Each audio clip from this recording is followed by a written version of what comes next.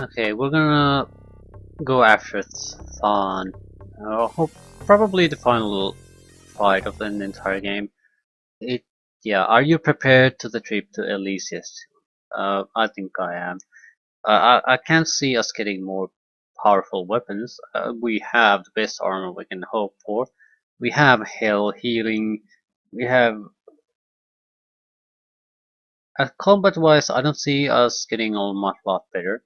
We could buy cybernetic upgrades to increase rate of fire and things like that, but basically we should be able to harm any enemy and therefore kill any enemy. And we have quite a lot of endurance towards damage, so I can't see anything coming our way that is totally impossible with our equipment level. So let's go. Harlequin takes you to a sleek vertical takeoff and landing craft whose body bristles with communications and jamming devices. A harried ride with Harlequin at the stick takes you to the entrance of Elysia's tomb. Harlequin gives you a hands-free walkie-talkie. What happens in the tomb is up to you. I'll take care of things out here. Harlequin holds up a hand to stifle your questions and ushers you to the tomb. Good luck, my friend. May we meet again. You take a deep breath of fresh air and a last look at the forest. Hmm.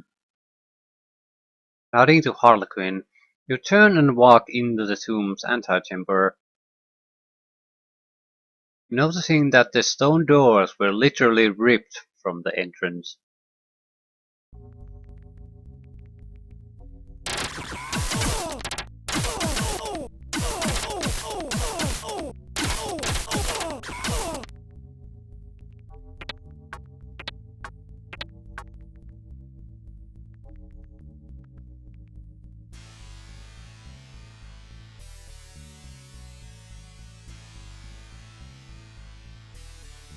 Okay?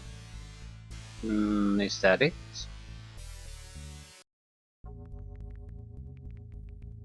Ooh. Entering the antechamber, you see a giant humanoid creature digging in the dirt ahead. Huge clawed hands pull artifacts from a broken chest, facing them aside. The creature turns from the chest and peers at you.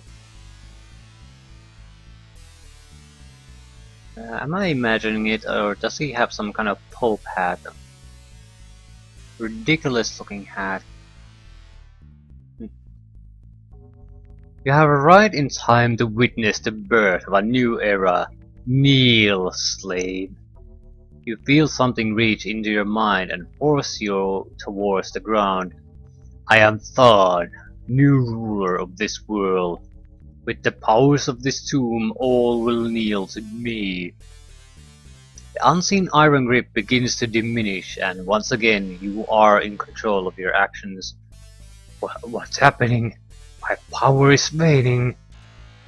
Harlequin's voice rings over the walkie-talkie he gave you. Joshua, the Council is channeling their power to weaken Thon. He is now susceptible to physical damage.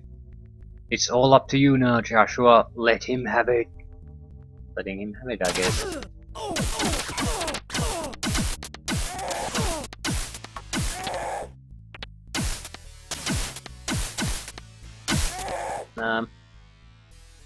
Yeah, we better stop this game for a moment to heal up. Faster does significant amount of damage if nothing else, so...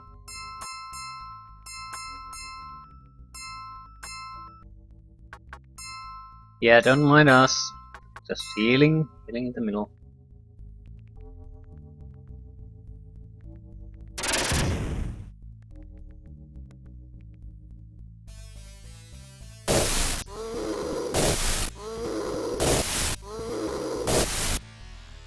Ah, I guess we did enough damage to it. The Cortrix's head swivels toward you. I told you my help would be needed, human. His His razor-sharp teeth gleam as his voice fills your head. I have Thon under my will at the moment, but soon he will overcome me. You must destroy him. Yeah, that's what I've been trying to do. When I can no longer contain him, he will attempt to flee the tomb. Its walls are lined with the magical auriculum. You must blast the opening to the tomb as he attempts to escape. This will serve two purposes: to crush him with the ore and permanently seal the tomb from others. Can you do this? Thumbs up. Then get to it, my friend. The fate of this world is balanced upon your actions. Cool. So what to?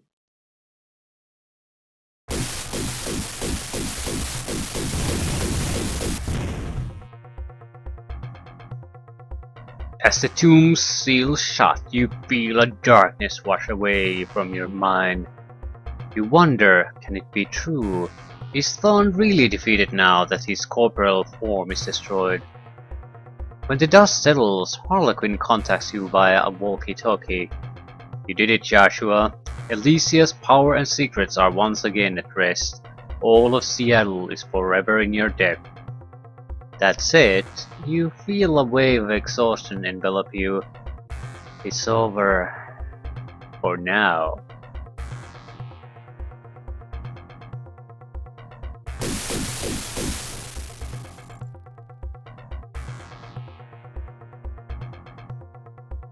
And yeah, and here comes the credit.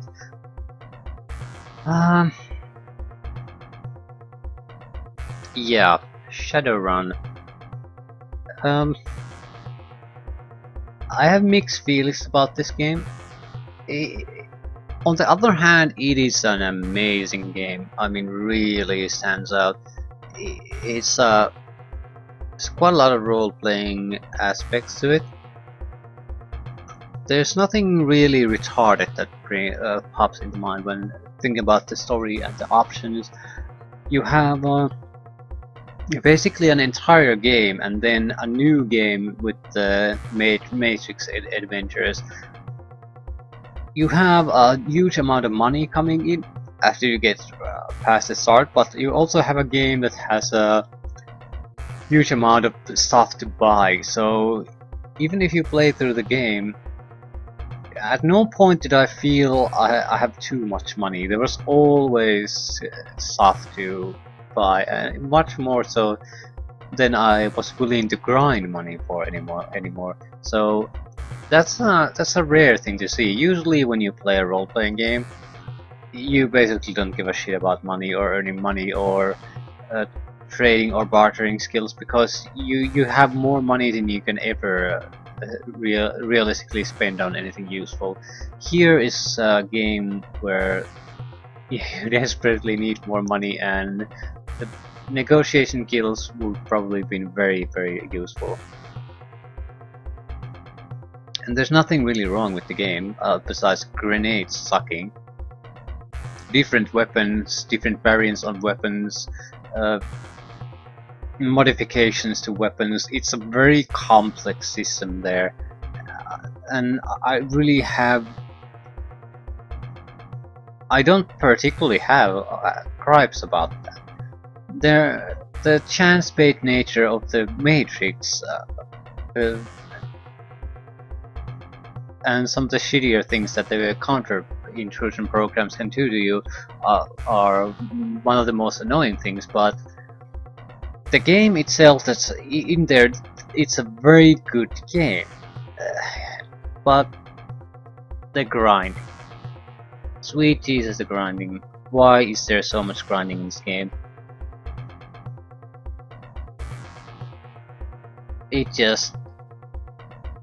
It's a good game mixed with too much grinding and tedious grinding. And worst of all, most of that forced grinding is pretty much at the earlier part of the game. I can see you being able to bypass some of it.